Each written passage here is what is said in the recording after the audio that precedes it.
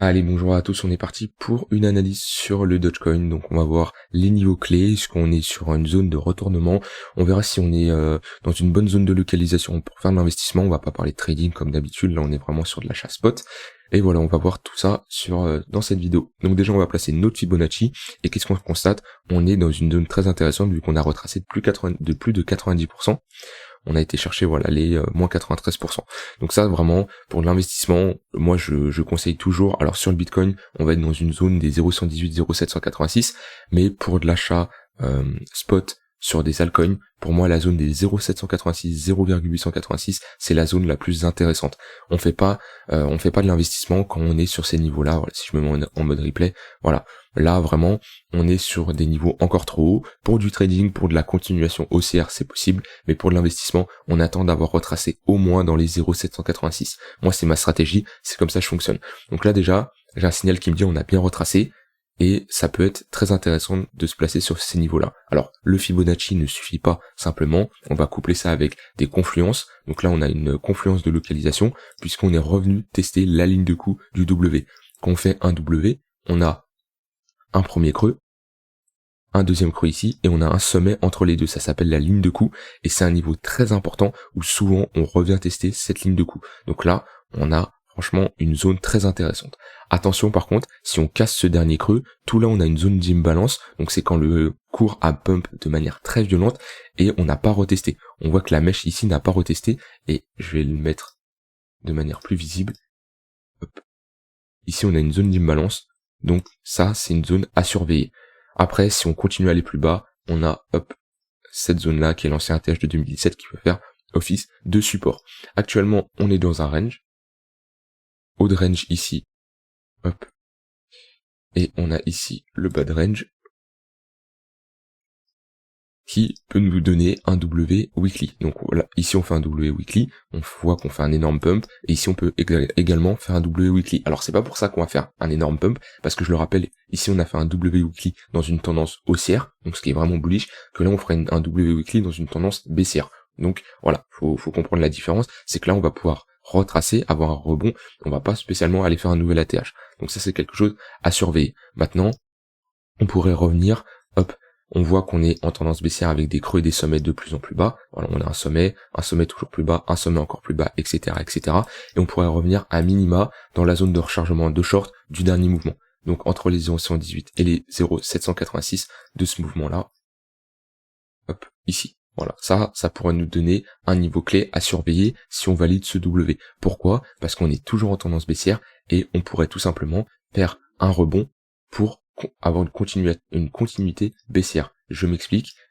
Ici, on casse le W, on va dans cette zone de rechargement de short, et si les grosses institutions, les gros porte-monnaie, la smart money veut continuer à faire descendre le Doge, et ben ici il va instaurer un M-top tout simplement pour retourner au moins chercher la ligne de coup du W. Et on voit qu'on n'inversera absolument pas la tendance, vu qu'on fera toujours des creux et des sommets de plus en plus bas. On aura un sommet ici, et on aura ce sommet ici. Par contre, si on voit qu'on arrive dans cette zone de rechargement et on structure quelque chose de bullish avec un W, peut-être pas en weekly mais en daily, ou alors qu'on fait un M-top mais ici on retourne sur la ligne de coup et on fait quelque chose comme ça, et ben ça pourrait nous amener à une continuation haussière et pourquoi pas avoir une reprise haussière. Donc ça voilà, c'est des choses à surveiller, mais cette zone de rechargement de short va être clairement un niveau clé sur le Dogecoin. Maintenant, on a vu d'un point de vue technique le prix et la localisation, on va coupler ça à une analyse du momentum. Le momentum qui nous permet de voir qui a la force du mouvement. Est-ce que c'est les acheteurs ou les vendeurs qui contrôlent le marché? Actuellement, c'est les acheteurs. On le voit assez facilement avec cette divergence haussière qui est validée, puisqu'on a le MACD qui est en contradiction avec le prix. On voit que le prix fait des creux de plus en plus bas, alors que le MACD fait des creux de plus en plus haut. La divergence est validée depuis qu'on a cassé ce niveau-là, puisque on a validé un gros W sur les MACD. Et de toute façon, on le voit, c'est assez visible. Comment ça se passe? On voit que le premier dump, on fait un dump de à peu près, moins 80%. Ensuite, on retrace. On a on chute une deuxième fois de, moins 70%, donc c'est moins violent que le premier, et on voit que les vendeurs s'essoufflent, parce qu'on on fait des chutes de moins en moins fortes. Et là, moins 70% également. Donc si on a une dernière chute, ça se trouve, on fera une chute de moins 50%. Alors ça reste violent, mais en termes de pourcentage, c'est de moins en moins violent, puisque tout simplement, les vendeurs s'essoufflent. Donc ça, c'est quelque chose à signaler. Attention, c'est pas parce que les acheteurs reprennent le contrôle du momentum que on va repartir à la hausse tout de suite. C'est un élément qui nous permet de nous dire que les vendeurs s'essoufflent. C'est vraiment la structure, donc en W, qui nous permet de savoir si les acheteurs sont présents.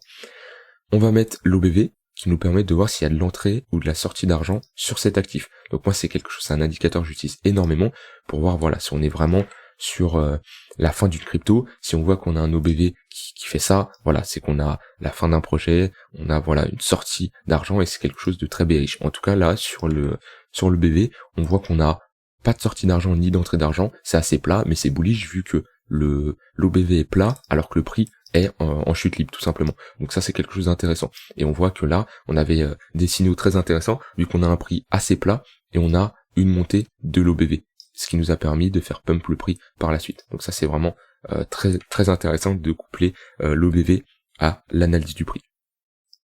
On va regarder la paire, donc Doge contre le Bitcoin.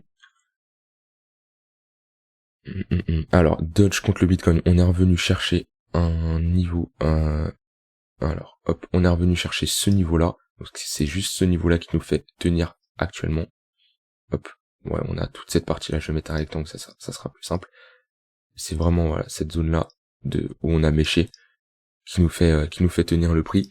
Maintenant, je suis vraiment pas fan de la charte contre le Bitcoin. On essaye de structurer quelque chose de bullish. On le voit. Ce qu'il faudrait faire, c'est vraiment casser ce niveau-là, parce que ici on aurait un W qui serait validé. On a la ligne de coup du W ici, il n'est pas validé, on a juste méché, mais il faut vraiment clôturer. On voit pareil que ça s'essouffle, si je mets un MACD, on voit qu'on diverge, de toute façon c'est assez visible, vu que les mouvements sont de moins en moins violents.